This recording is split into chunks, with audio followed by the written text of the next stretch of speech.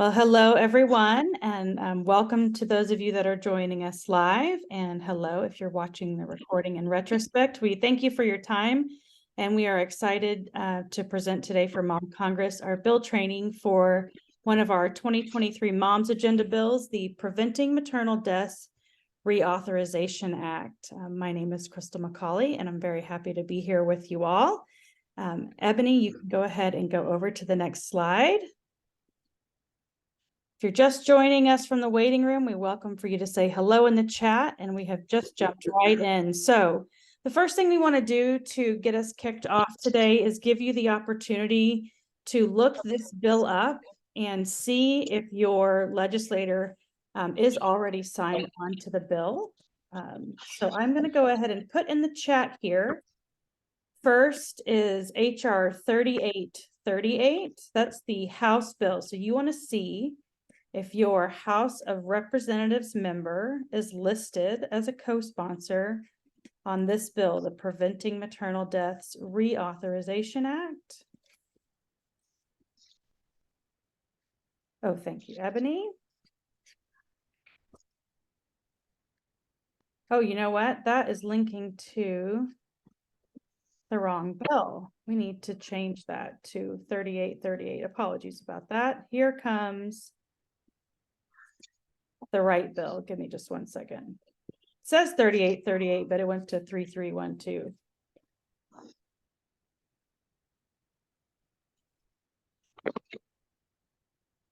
Here we go. Updated bill coming in the chat.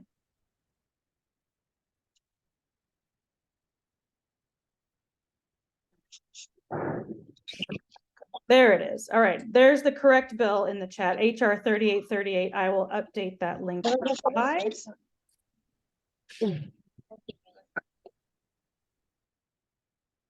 And then the next bill, I'm going to double check before I put in the chat, but should be S2415. And that is the Senate version of the Preventing Maternal Deaths Reauthorization Act. And that is in the chat now.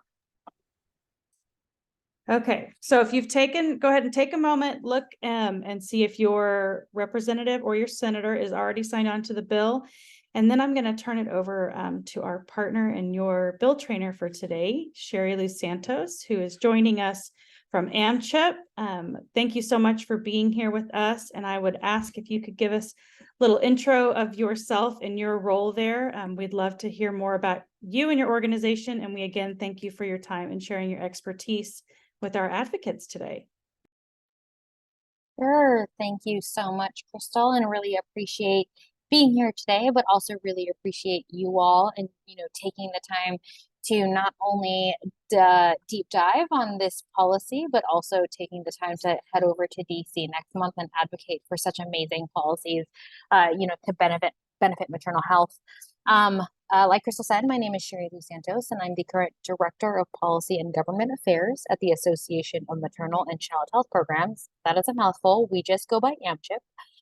For those of you that are not aware of our organization, we're a member-based nationwide nonprofit focusing broadly on advocating for benefiting the health and advancing the health of women, children, and families. So we are very, very broad in our scope on how we define advocating for these populations. And we, really welcome the opportunity to be here today.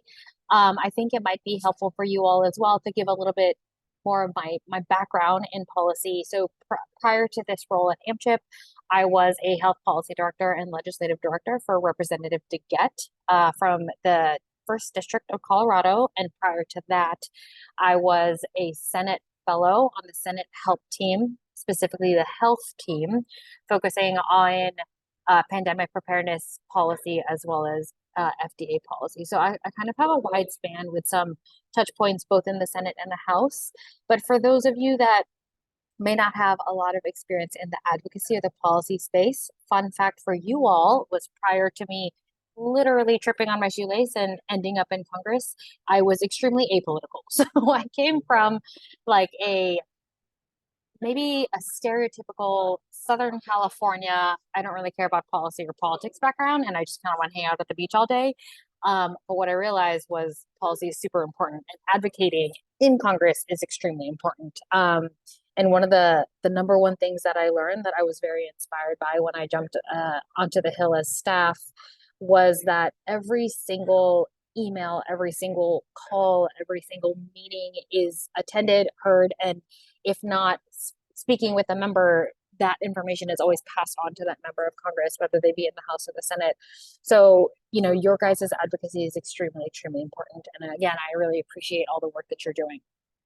I'm going to go straight into what this bill does. So, Crystal mentioned two different bill numbers, one in the House, one in the Senate. They are identical bills. There are slight tweaks currently to the House bill, given that it's seen a little bit more action in the House than it has in the Senate. So there's been a couple amendments that has gone through in the House version, but the original bills were identical and bipartisan in nature. These bills are not a reintroduction. So if you are looking back at, say, the 116th Congress, it's not gonna be there because it's not a reintroduction, but this is a reauthorization. So trying to extend funding for a bill that passed in 2018. What this bill does is reauthorizes federal support for state-based maternal mortality review committees through 2028. So we are looking for a 5-year extension, which is pretty much the typical maximum extension that we typically go for in terms of reauthorizations. And for those that aren't familiar with what maternal mortality review committees do or what MMRCs are, they're multidisciplinary review committees in each state or territory that are tasked with reviewing each death that occurs during or within a year of pregnancy, so pregnancy-related deaths. And why do we even want to look at pregnancy-related deaths? Effectually, MMRCs really are looking at that data so that they can identify solutions towards addressing disparities in maternal health outcomes. So I'm going to take a stab here that y'all are familiar with the disparities that do exist in the maternal health space and maternal mortality space, but also MMRCs try to identify solutions to preserve the life and health of mothers during pregnancy, childbirth, and postpartum period. From examining the data and analyzing the data, they try to develop comprehensive data-driven recommendations and pass that information on to different health departments, to perinatal quality collaboratives, and other healthcare and public health entities so that there is an actionable solution. I want to give you guys a little bit of a picture here because Ebony and I were discussing before you guys got on that we are visual folks. So I'm going to share a little bit of a visual here for how many MMRCs already exist in case that is a question that does come up when you guys are chatting with your representatives. So on that link, there is a map to what states and territories already have MMRCs. And what this bill would do is reauthorize the federal support for those MMRCs that already exist. And that's a really good picture if funding does not come down, federal funding does not come down to support these MMRCs. That is the breadth of what could be taken away, right? So there are currently 44 states and 2 US territories participating in the program. And that would be 46 entities that would no longer have this as a resource, which is, a very, very big footprint. In terms of history and status, I already talked about how this federal support started in 2018 with that bill passage. And where we are right now, so there's kind of a couple different tiers, so bear with me here. In the House, I kind of already mentioned that there's been some traction. So back in, I believe, July, the Energy and Commerce Committee, which is in the House, passed this bill unanimously in a bipartisan fashion. If you guys have been following politics at all, there's been almost no bipartisanship and only partisan chats. So seeing that this was passed unanimously and with both supports of Republicans and Democrats was very heartening for us. Because Congress is in recess in August, we just missed the deadline to include this for floor consideration in the House. So we are very hopeful that this bill does see some time on the House floor when we do come back. And I'll kind of go into a little bit later what that means for you guys when you guys talk to your members of Congress in the House. In the Senate, it's a little bit different. It was slated for a Help Committee markup, so for them to consider and pass this bill in the Help Committee to then get pushed onto the floor. But unfortunately, that markup was postponed at the last minute, so we are still looking for passage by Help Committee members. So hopefully some floor time. That's where we are in the Senate.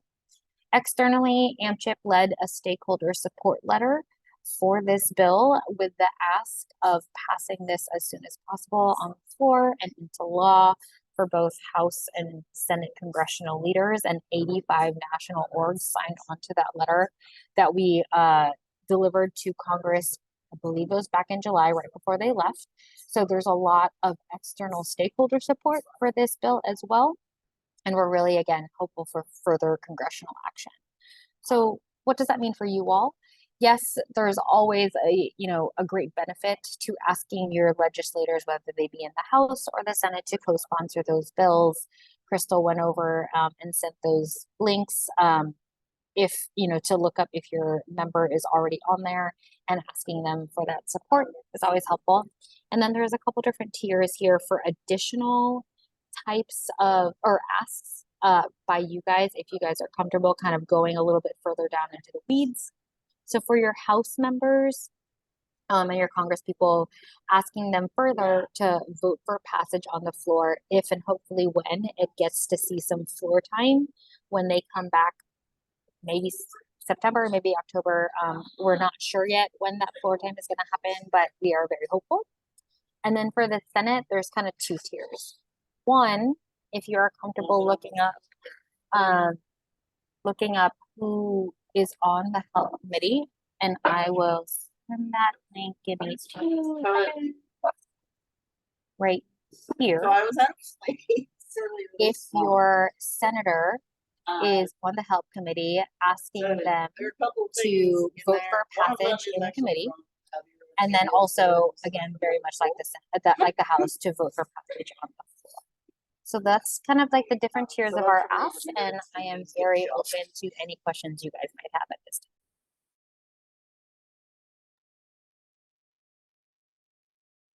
Thanks so much, Shirley Lou. That's a really fantastic overview. You're a great trainer. That's exciting to hear all the information. And yeah, I want to open it up to you all. You're welcome to come off mute, raise a hand, or put a question in the chat if you have any questions about the bill or about the specific asks that were offered, either for the House or the Senate. I went ahead and put a link to that map that you shared with us in the slides as well. So when you get the recording for this, you'll also get the slides, and you'll be able to have a link to that map as well.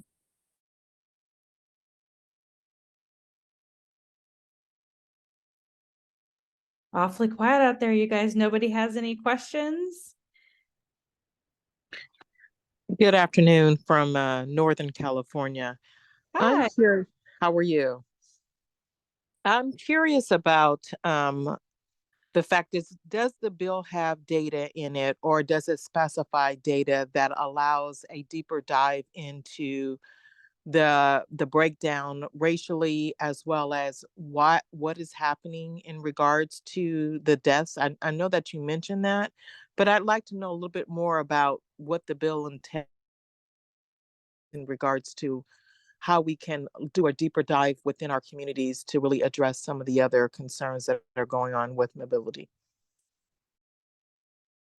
Yeah, I really appreciate that question. And the bill as it stands right now doesn't delineate any kind of breakdown in data to be collected. And there's two reasons for that. One, if we were to add language like that, we were pretty sure that this bill would no longer be bipartisan.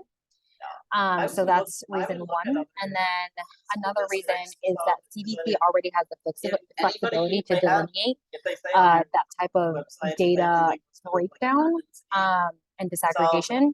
So we wanted to continue to afford CVC the flexibility to do what they already do.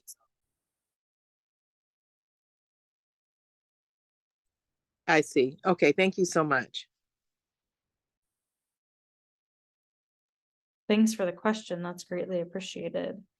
Does anyone else have a question about the bill, about the asks, any specifics? Well, fantastic. Well, thank you all very much. I'm going to go ahead. When you get the slides, you will get a link to this fact sheet. And Ebony, if you want to share your slides again and pull up the fact sheet, you can see what I'm sharing in the chat. You'd have to go back to slides to find it. It's hiding in there. But that is a fact sheet for the Preventing Maternal Deaths Act. It just got more information, like Sherry Lou shared there, about the where the bill stands, the committees that it's sitting with, and a brief summary of the bill. So again, that's linked in your slides. That's linked in chat. Coming up for you next, we will have more bill trainings next week. We have the Shine for Autumn Act and the Stillbirth Prevention Reauthorization Act coming up on the 7th. We're hopeful that we might be able to squeeze one or two more Mom's Agenda Bill trainings in there next week too. So keep an eye on your calendar. You will get an invitation to your Mom Congress member email address to the next upcoming bill trainings. And I will put one more link in the chat for you. As we're going through our bill trainings here, I want to remind you that you are invited to book a one-on-one session time with Becca from our team, which you'll all recognize from your Mama's Voices storytelling training. She's available to help you weave your personal story into some of these bills and the asks that we have. As a reminder, please be sure that you have secured or have followed up on securing your House of Representatives member meeting. We are feverishly working on key committee and Senate meetings internally and look forward to reaching out to all of our registrants shortly. Sherry Lou, I want to thank you again. Mom Congress is really grateful for your time and for the support of AMCHIP and for your expertise offered today on the bill. And we look forward to celebrating with you when it gets passed.